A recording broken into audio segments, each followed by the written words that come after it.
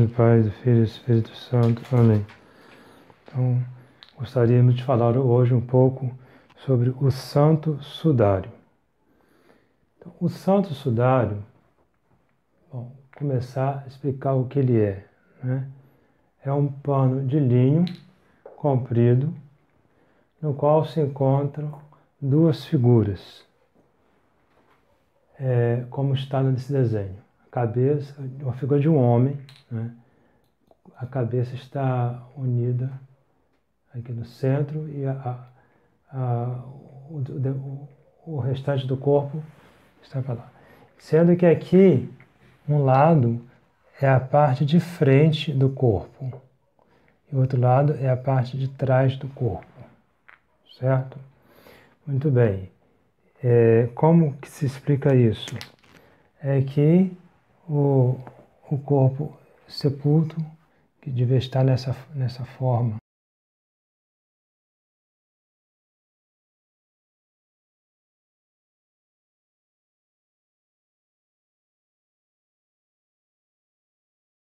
começa aqui e termina aqui. Bom, quem tem coisa de proporção, é mais ou menos assim.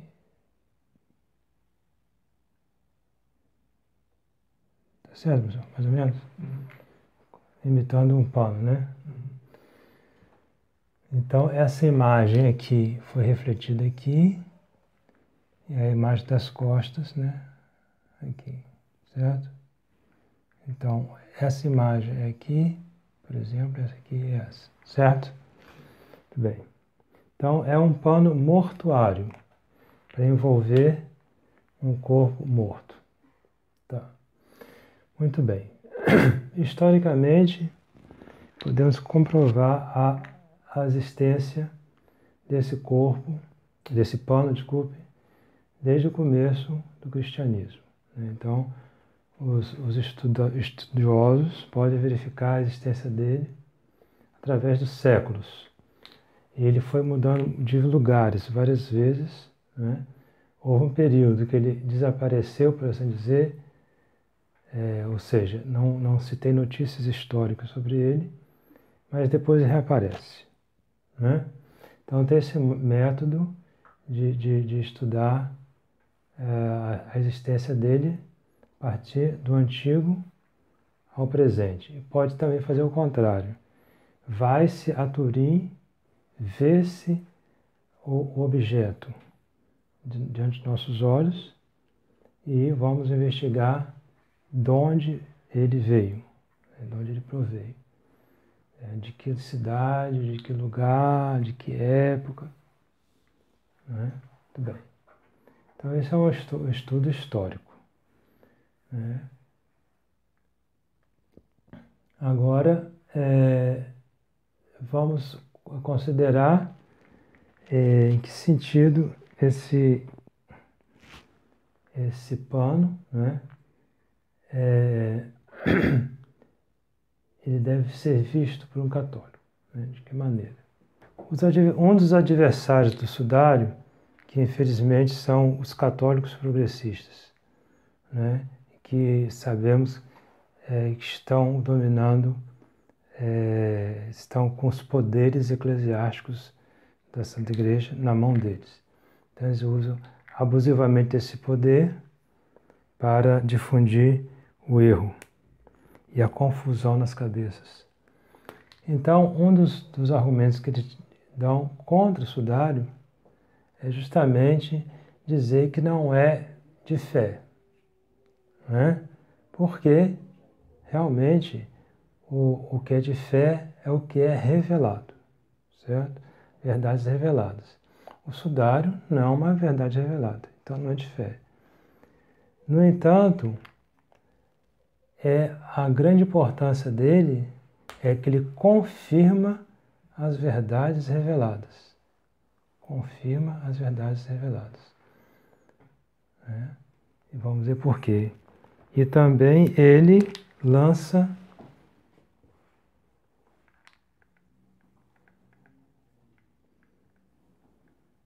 uma luz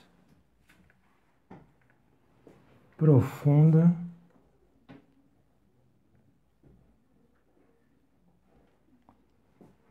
nessas verdades reveladas.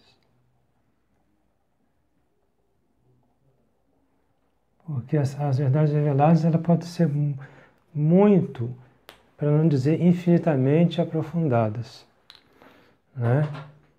E admiradas, penetradas, compreendidas melhor.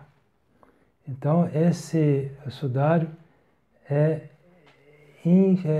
uma mina enorme para isso, né?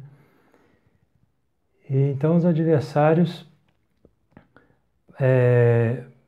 querem desprezar isso, porque justamente são inimigos do nosso Senhor. Então veem o bem que esse sudário pode fazer para as almas e não querem, né? Então como ele confirma as verdades reveladas? Bom, primeiramente, para ele ter esse valor de confirmar algo, de lançar uma luz também, ele tem que ser autêntico.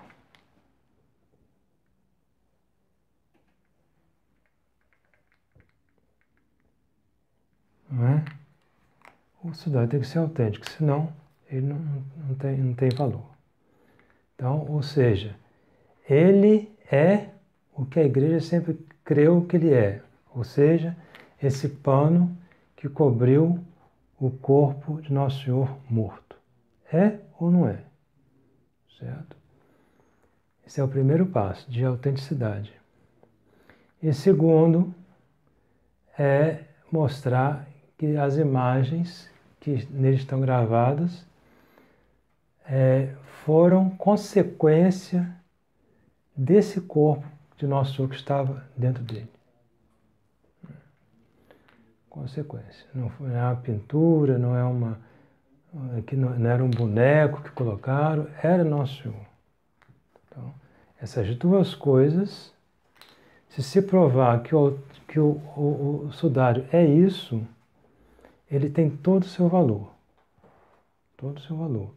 Ele não se precisa fazer um ato de fé nele, porque ele não é uma verdade revelada. Ele é um objeto uma testemunha muda e sem vida, porque é um objeto, mas que testemunha muita coisa. Então, se estudando bem o sudário, se conhece muita coisa. E se confirma. Então, todas as coisas que foram reveladas, ele mostra luzes novas sem contradizer, afirmando que foi revelado e revelando mais profundamente, porque Sagrado Coração de Jesus, não é? Ele teve grande difusão com Santa Margarida Maria, então há poucos séculos atrás. No entanto, São João Evangelista revelou que tudo aquilo ele já tinha havido recebido a revelação de Nosso Senhor na última ceia. E ele colocou no seu Evangelho os princípios dessa revelação, como por exemplo na introdução do seu Evangelho, né? No sermão da ceia também. Então, aquilo já estava ali, o Sagrado Coração de Jesus, o amor que Nosso Senhor tem por nós, sua misericórdia, mas estava escrito de uma maneira que precisava ser aprofundado, precisava ser compreendido, né? Então, muito bem. Então, essa é a importância do sudário. Muito bem. Então, o grande ataque que se foi feito ultimamente, e que é apoiado pelas autoridades eclesiásticas, foi um teste chamado teste de carbono 14, professor? Sim. Carbono 14. É um teste de pessoas que escalam, como chama? teste arqueológico, mas que os próprios cientistas que usam isso, se são honestos, né, eles dizem que tem que se cumprir uma série de condições para que esse teste ele seja válido, ou seja, o resultado desse teste seja válido, não é?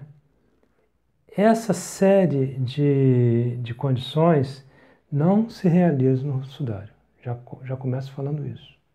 Não se realiza. Porque o sudário, pela história, nós sabemos, ele foi passado por muitas mãos, ficou diante de velas, então pegava luzes das velas, pegava fumaça das velas. Então, todas essas coisas mudam o resultado desse teste. Então, fazer o teste em cima desse teste, carbono 14, em cima desse material, já do começo está votado ao erro. O resultado certamente vai ser errado. Não tem jeito. Então, querer ir contra o sudário apoiado nesse teste é a maior estultícia. Nada de científico. Nada de científico. Muito bem. Agora, como podemos agora dizer várias coisas, que são muitas, então o tempo certamente não vai dar, para provar que ele é autêntico. Em outras palavras, que não é uma fraude, não é uma fraude. Certo? Não é uma fraude. Então não quer dizer que é uma coisa revelada, que tem que se crer com fé. Mas nós conhecemos as coisas. Isso aqui é uma mesa. Se eu bato, eu sinto o som, sinto a espessura. Né? Se eu bato com força com a cabeça, vai doer minha cabeça. Então, não preciso fazer ato de fé. Eu estou constatando que é uma mesa. Então, não preciso fazer um ato de fé no sudário para acreditar que ele é verdadeiro. Eu vou constatar, eu vou olhar as coisas e vou ver que a única explicação é a autenticidade, só isso. Né?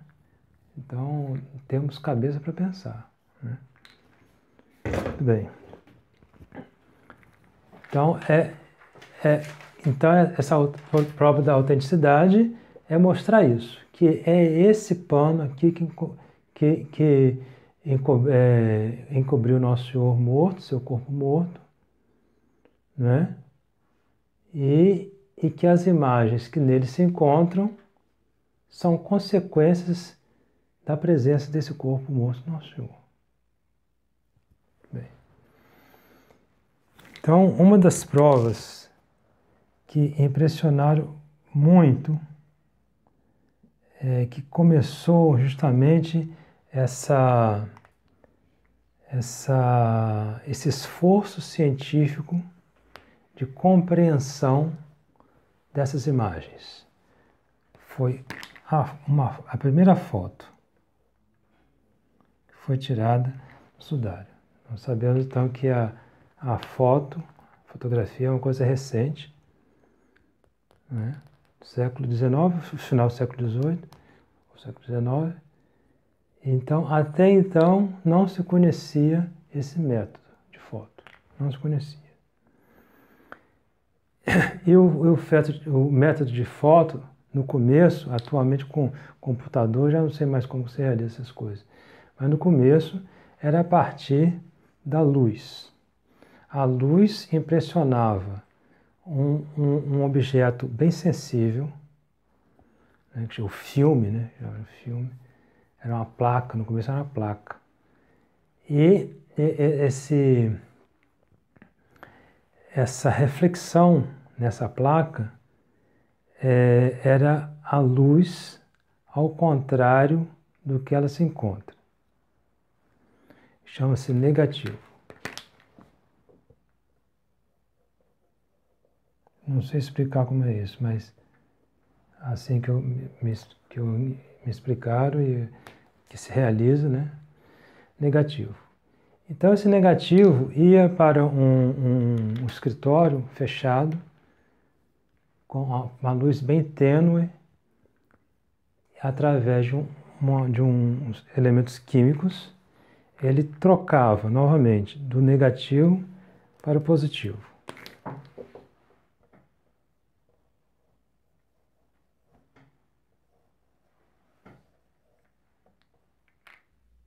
Certo? O positivo, então, corresponde à realidade, certo? Então, nós temos aqui esse papel e esse grampeador. O papel é branco, o grampeador é preto. Na foto, antes de ser revelado, no negativo, o grampeador fica branco e o papel preto, certo? Na hora que revelar, vai transformar o negativo em positivo, aí vai voltar o grampeador a ser preto e a folha a ser branca, certo? Então, no começo, a fotografia era tudo preto e branco, não tinha colorido, preto e branco. Muito bem.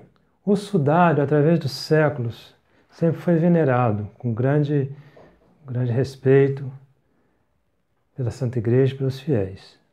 No entanto, até os artistas que, através dos séculos, queriam reproduzir o sudário, eles encontravam grande dificuldade. Nenhum, até hoje, conseguiu reproduzir o sudário tal como ele é. Por quê?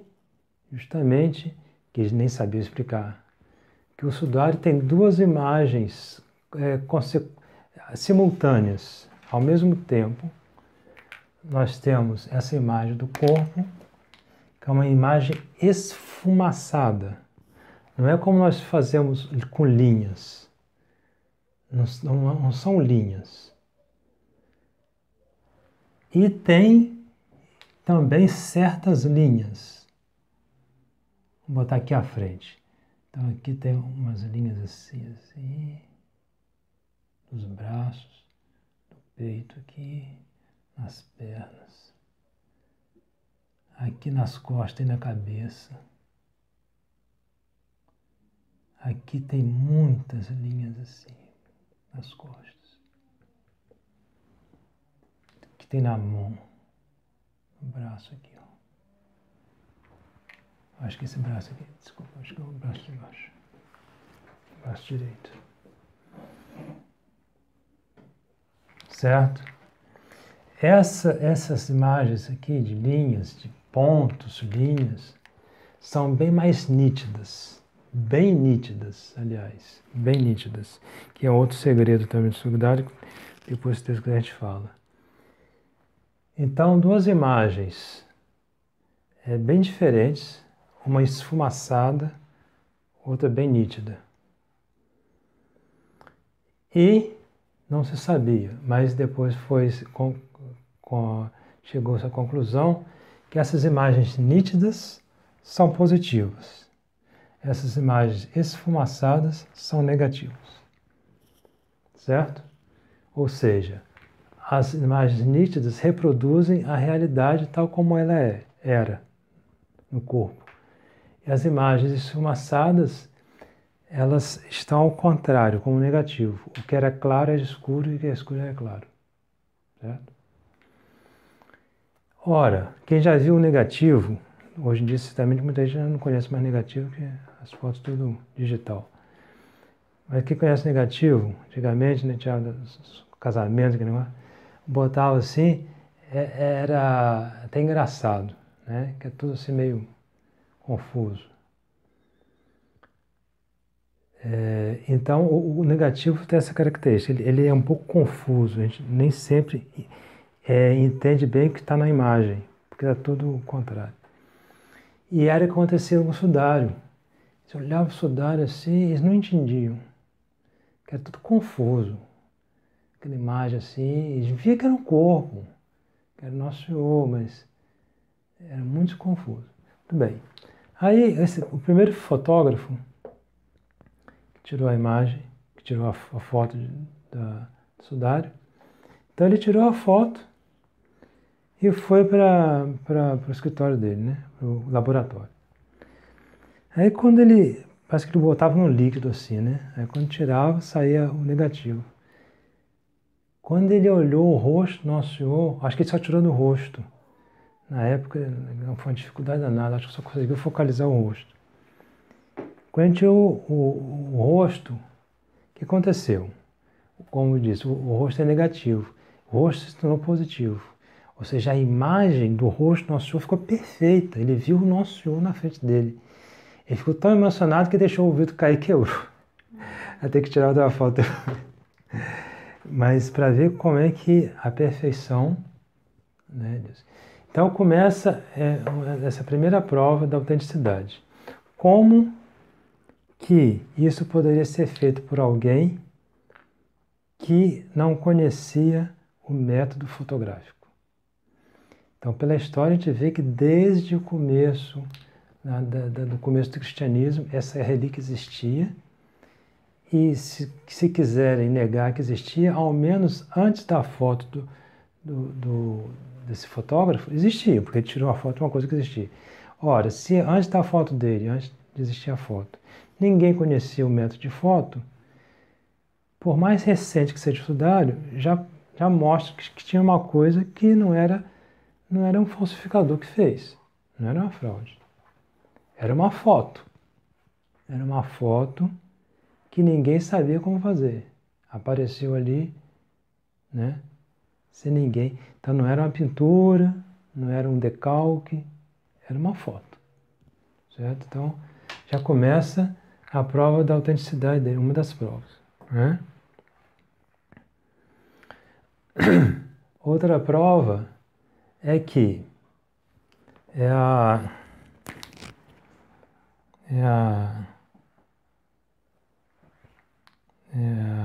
proximidade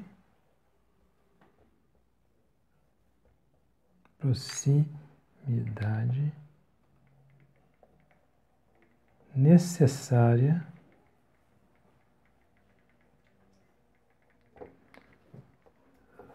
para realizá-lo.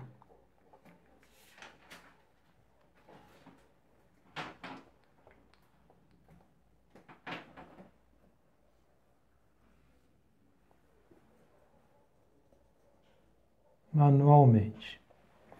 Como eu disse, é uma imagem esfumaçada.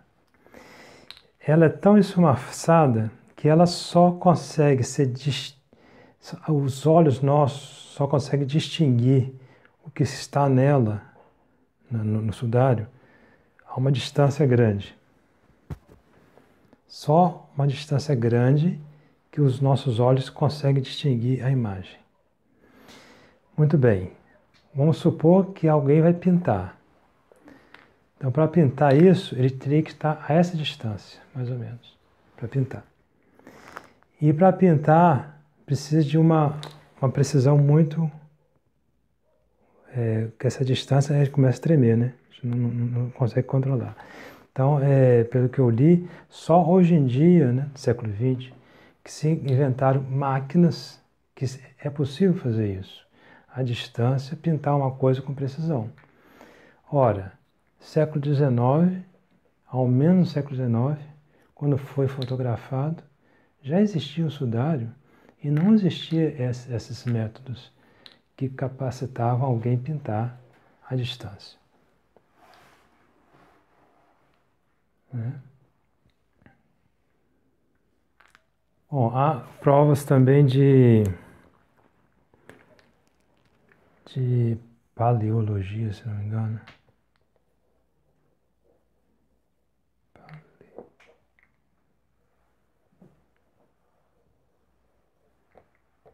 Que mostram que ele passou por diversos lugares do globo de acordo com os pólens que ficaram incrustados nas suas fibras. Né? Então, pólens de plantas que se encontram só em determinados lugares, como por exemplo na Palestina. Então, mostra que é uma coisa antiga que se locomoveu, né? Então não é uma coisa assim fabricada de repente, né?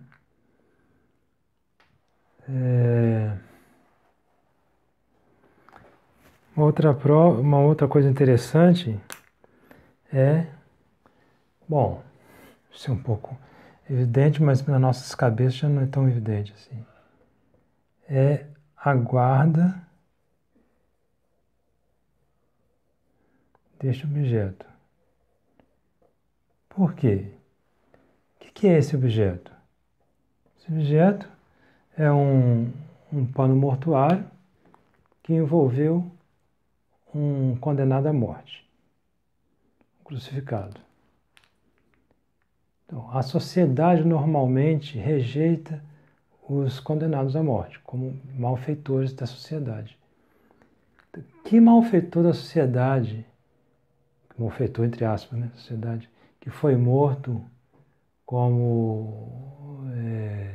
pena de morte, que o mundo cristão esteve interessado em guardar através dos séculos? Não tem motivo, né? Outro que seja Nosso Senhor.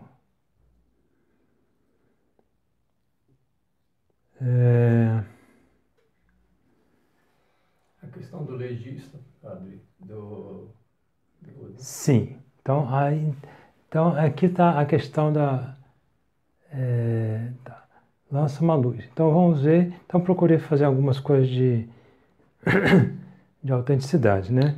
Mas vamos ver agora, então, umas características que se encontram no sudário que lançam uma luz justamente, né, nas verdades reveladas, mas que ao mesmo tempo também embasam a autenticidade. Por quê? Porque são coisas tão inesperadas, tão inexplicáveis, que não se podia imaginar um falsário inventar tanta coisa, né? Então, isso começou com a mão, né? Sim. Sobre a mão, muito bem. Tem muitos pontos. Então, a crucifixão podia ser feita de várias maneiras, né? Mas parece que o mais comum era fixar os crucificados com cravos, porque é uma fixação mais consistente e não faz demorar demais a morte. Normalmente o romano não tinha interesse de prolongar muito, queria matar, né? A própria crucifixão já era um método longo, que demorava a matar. Então se ele crucificasse só com cordas, por exemplo, ia demorar muito mais ainda, né? Então a gente vê na Sagrada Escritura que os soldados ficavam ali vigiando, ficavam ali embaixo do condenado. Então tinha que ficar trocando toda hora os guardas até a pessoa morrer, né? Então provavelmente o mais comum era com cravo. Muito bem. Então, como Nosso Senhor foi crucificado? Em que parte? Em que parte? Então, as duas mãos e os dois pés. Muito bem. Foi fixado a cruz através de cravos nas mãos e nos pés. Bom, o professor Carlos falou da mão. Tem pé também, tem muita coisa. Então, vou começar pela mão. A mão, isso é importante, é um doutor, né, que ele gosta de frisar isso, porque as ideias que se formou da mão é a palma. A gente ficou com a ideia de mão, ao menos quando se fala do Nosso Senhor Jesus Cristo, né? A palma. Mas a mão é tudo isso, tá? A mão é composta de 3 partes: dedos, palma e pulso. A partir daqui é o braço, antebraço, aliás. O braço é aqui.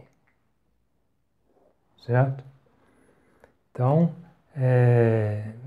medicamente falando, anatomicamente falando, a mão é composta dessas 3 partes. Não é? Então, vemos na Sagrada Escritura que o Nosso Senhor fala para São Tomé: põe aqui o teu dedo na minha mão. Também tem no Antigo Testamento, o Salmo: furaram as minhas mãos e os meus pés. Não é? E sabe-se na história que houve muitos estigmatizados. Desculpe.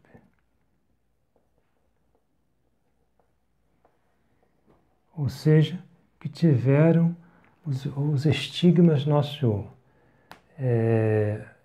Muitas vezes são as mãos, os pés e o lado, às vezes a coroa de espinho também. Mas vamos simplificar, já que estou falando da mão, vamos falar da mão. Então, muitos estigmatizados que tiveram os estigmas da mão, os cravos nas mãos. Muito bem. E a maioria teve na palma. Conclusão, então, Nosso Senhor foi na palma. Não, não é uma conclusão que se deve tomar. Porque essas chagas que esses santos receberam tinham um significado místico e não histórico. Não, o Senhor não quis representar neles a realidade. O que se aconteceu historicamente com ele, com o Nosso Senhor. Quis que eles padeceram, que ele sofreu espiritualmente e fisicamente. O sofrimento propriamente era o interesse que Nosso Senhor deu, porque Nosso Senhor deu aos estigmatizados as chagas. Que eles participassem dos sofrimentos do Nosso Senhor. E uma prova evidente que não se pode apoiar nos estigmatizados como uma prova da maneira como o cravo passou na mão de Nosso Senhor é a diferença entre os estigmatizados. Cada um apresenta de uma maneira diferente os cravos. A localidade, a maneira como o cravo se apresenta, às vezes é um buraco, às vezes é um próprio cravo, como São Francisco de Assis era um cravo mesmo. Então, isso não se entra nesse estudo. Isso aí é uma parte totalmente mística para o proveito espiritual dos estigmatizados e das outras almas que vão se beneficiar desses sofrimentos deles. Não trata questão de história.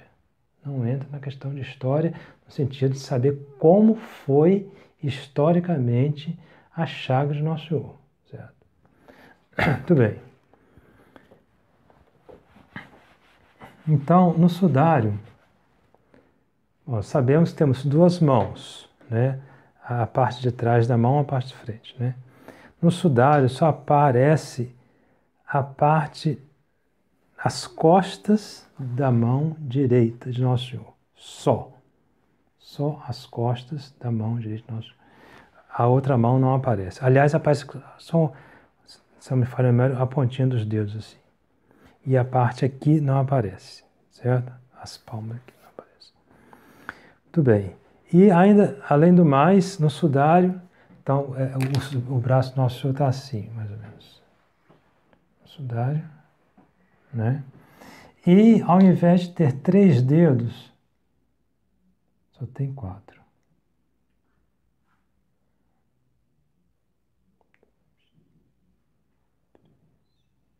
Ao invés de ter 5, né?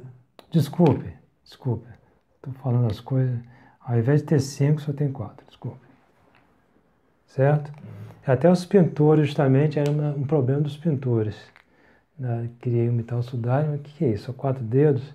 Eu acho que teve até uns que disseram que achavam que o Nosso Senhor só tinha igual a Lula, não estava faltando dedo. Mas vamos ver por quê.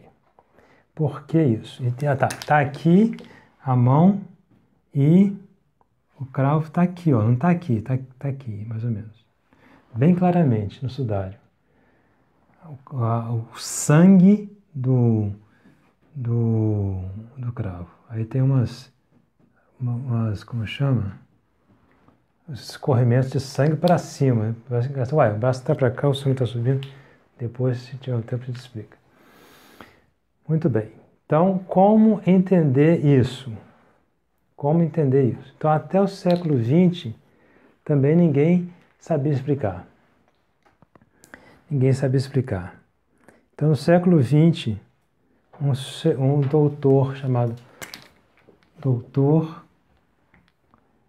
Pierre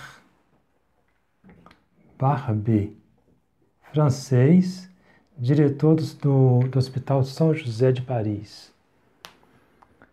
Ele vai se interessar, então, por esse assunto, vai se dedicar profundamente. Então, ele vai tentar entender, entre outras coisas, a questão do cravo da mão. Então, ele vai começar fazendo o seguinte: bom, vamos calcular a força que exercia o peso do nosso osso sobre o cravo, tá? Então, vamos aqui pensar na cruz aqui.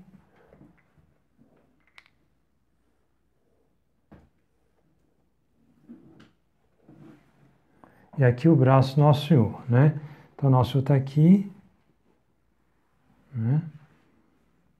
Normalmente, ele pensa o seguinte, que ele foi crucificado deitado no chão. Então, o Nosso Senhor ficava assim, tá? 90 graus em cima da cruz.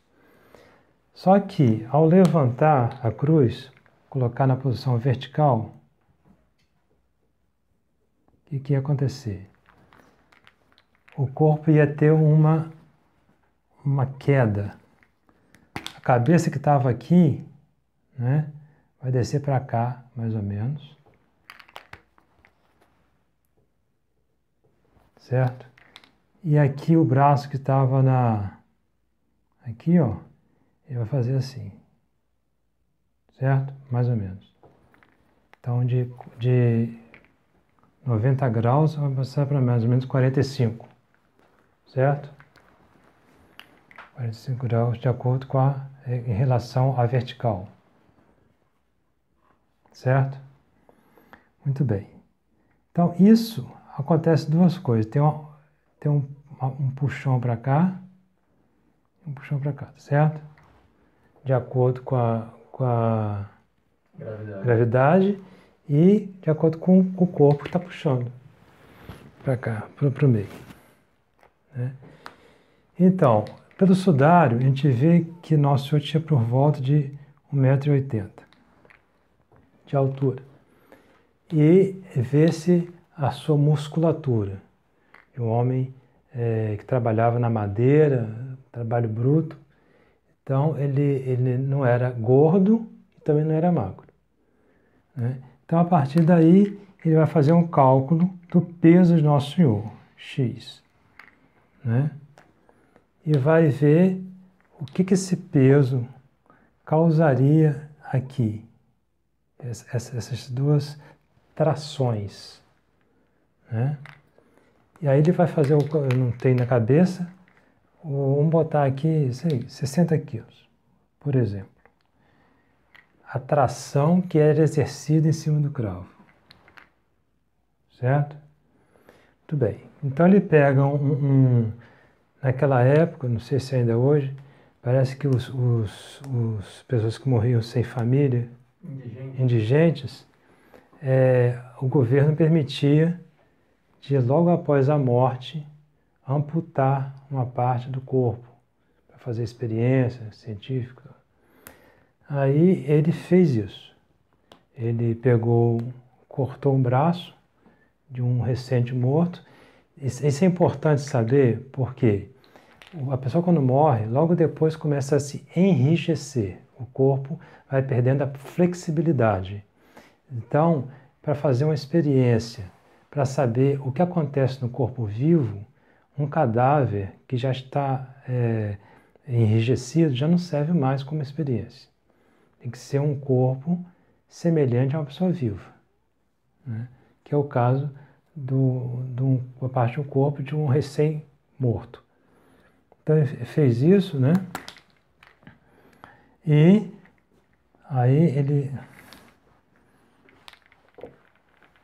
ele pegou um prego, como semelhante que deve ser no sudário, pelo tamanho e tal, meteu o prego na palma, tá? Com uma madeira embaixo, tá? Aí pendurou. Pendurou.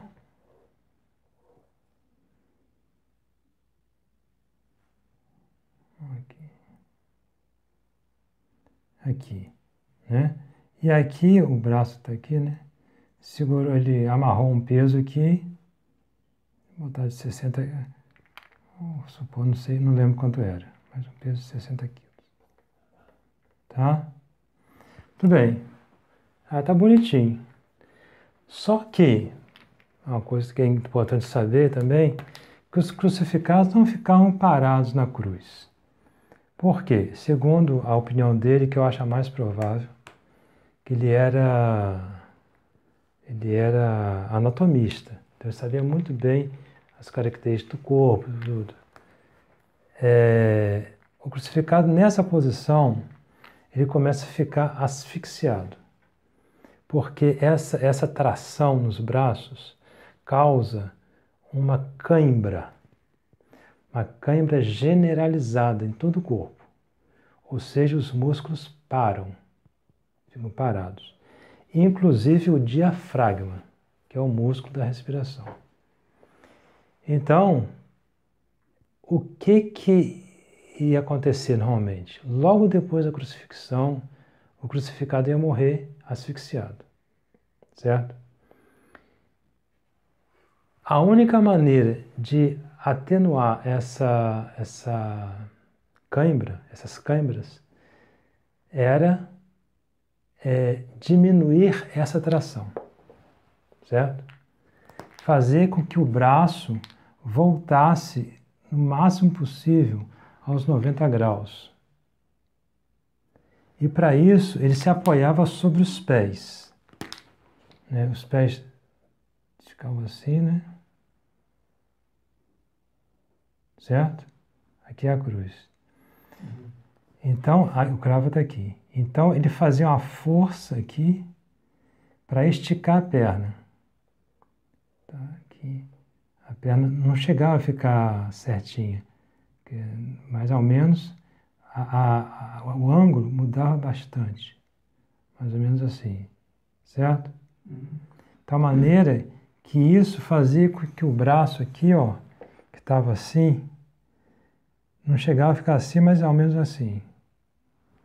Certo? Subir. Então, aqui era o começo, né? No começo da crucifixão, 90 graus. Aqui na prostração e aqui na elevação. Que é esse esforço na perna em levantar o corpo para diminuir a tração através da diminuição do grau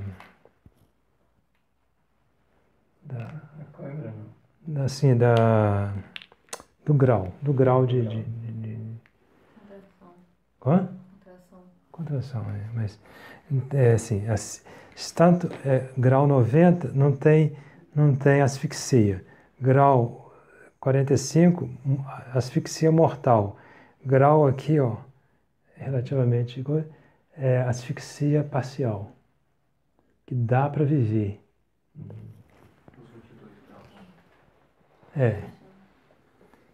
Então, isso tudo para dizer que o crucificado não ficava parado. Ele estava sempre mexendo. Aqui, ó. Mexendo no cravo. Então, nessa experiência, ele vai balançar o braço. Porque o braço não ficava parado.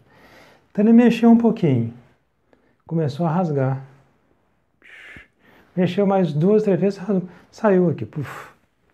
O cravo saiu. Então, uma prova física, uma prova científica, que o cravo na palma não era não era o modo correto, não resolvia a coisa, não funcionava. Não era o método funcional,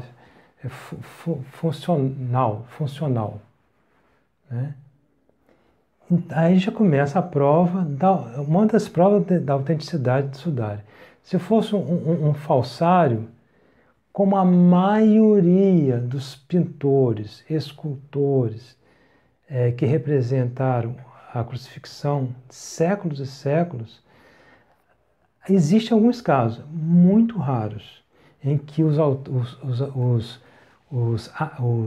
artistas, desculpe, colocavam o cravo aqui, mesmo mostrando no sudário, mesmo estando no sudário, de tal maneira que mostra que o sudário ia contra tudo o que se pensava. E agora, atualmente, né, com essa experiência, vê-se que tem razão era o sudário, não os artistas. Né? Então, que artista é esse que era tão genial assim, que ia contra tudo e contra todos, sem saber como provar por que é assim? Agora, com essa experiência, se prova. Então, essa experiência não. Essa experiência prova que não pode ser aqui. Agora, ele vai passar para outra experiência. Bom, já que ele viu que não dá para ser aí, ele afastou um pouquinho o cravo. Fez a mesma coisa, cortou o braço, tá? Afastou um pouquinho o cravo, mais para cá. Já que não dá aqui, vamos botar mais para cá. E ele disse, olha, eu vou usar com força mesmo, batia com força mesmo, como se fosse um carrasco. Aí eu botar lá o prego, botar a mão, botou o prego, e a marreta e vai. Pá! E pá! E pá! Nós sabemos pela Sagrada Escritura que nenhum osso de nosso corpo foi quebrado. Nenhum osso de nosso corpo foi quebrado. Olha que incrível que vai acontecer. Na mão, não sei se todos sabem, né? Mas na mão, no pulso, aqui nesse pulso, ele é cheio de pedacinhos de osso. São vários ossinhos, tipo umas lunetazinhas. Muito bem. E então ele começou a enfiar por aqui, mais para cá, mais perto da palma. Só que à medida que ele ia batendo, ele não conseguia manter o cravo na vertical. Não conseguia. O cravo ia inclinando necessariamente. Ele não conseguia. Aí ele foi. Então, o cravo encontrou um caminho natural entre esses ossinhos, que é um caminho inclinado. Então vamos ver a mão aqui, é assim, deitada, a mão deitada.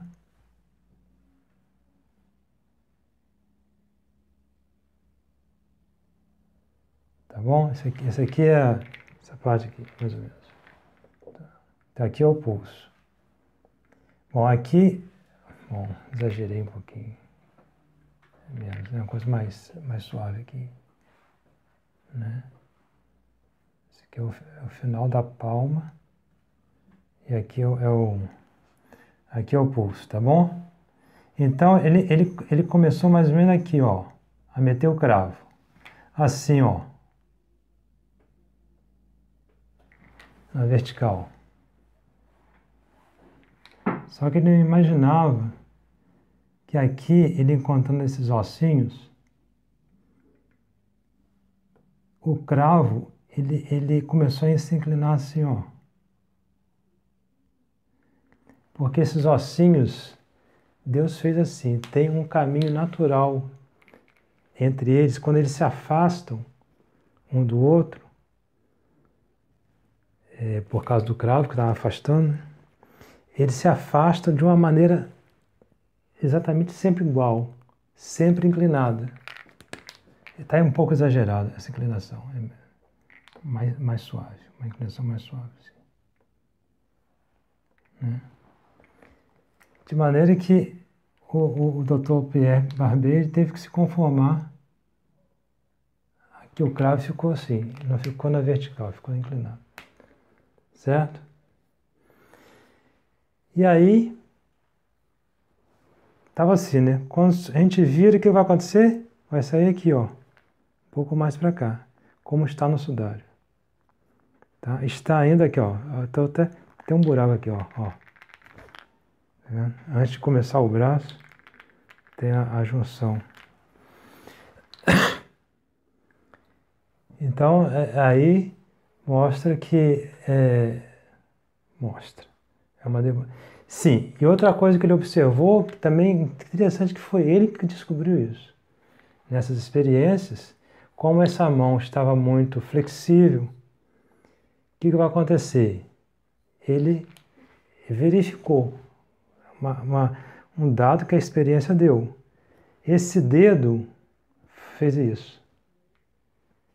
À medida que o cravinho ia mexendo aqui nos músculos, ele repuxou esse músculo. De tal maneira que o dedo fez assim. Daí está a explicação porque no sudário só tem 4 dedos. Porque esse cravo entrando aqui, ele repuxa o dedo polegar. Né? Então até o Dr. Pierre Barbier, ninguém sabia disso. Como é que uma pessoa ia imaginar isso sem a experiência? Não tinha condição. Não é? E depois ele fez várias... Isso aqui é a coisa, eu acho que é uma das coisas mais interessantes. Mais interessantes. Ele fez várias experiências assim, e em cada uma das experiências ele dessecou a mão. Então abriu tudo, foi ver o que aconteceu. Né? Como é que ele passou o cravo e tal, tirou raio-x. E em todas as vezes, isso que é impressionante. Não sei se todos vão dar o valor a isso. Mas em todas elas, ele observou o seguinte. Aqui estão os ossinhos, né? Aqui está o cravo. Tá? O cravo vai passar aqui, tá? Aqui, não sei se todos sabem, nós temos o chamado nervo central. O nervo central é o condutor da dor, certo? Que vai até o cérebro. O nervo central, ele se ramifica a proporções microscópicas. Toda a dor que a gente sente é um filetezinho do nervo central. É como uma árvore que vai se ramificando, cada vez mais finos os galhos, mais fininho, até lá na ponta. Né? Então, tudo isso, quando a gente recebe uma dor, é uma transmissão elétrica que vai para o nervo central e vai para o cérebro, certo? Então, ele diz que a maior dor que o homem pode sentir é uma dor diretamente no nervo central, que é o lugar mais sensível. Muito bem. Ora, os cravos da mão, todas as vezes, todas as experiências que ele fez, quando ele dessecou, ele descobriu que o cravo atingia o nervo central. Vamos supor que aqui é o nervo central. E aqui vamos supor que é o cravo. Mais ou menos assim. Ou seja, o cravo não destruía, não cortava o nervo central. Porque se ele cortasse, seria uma dor muito grande, mas pararia. Ao passo que, nessa maneira, ele feria continuamente o nervo central. Continuamente. Então, estava toda hora machucando e com a presença do cravo lá no nervo.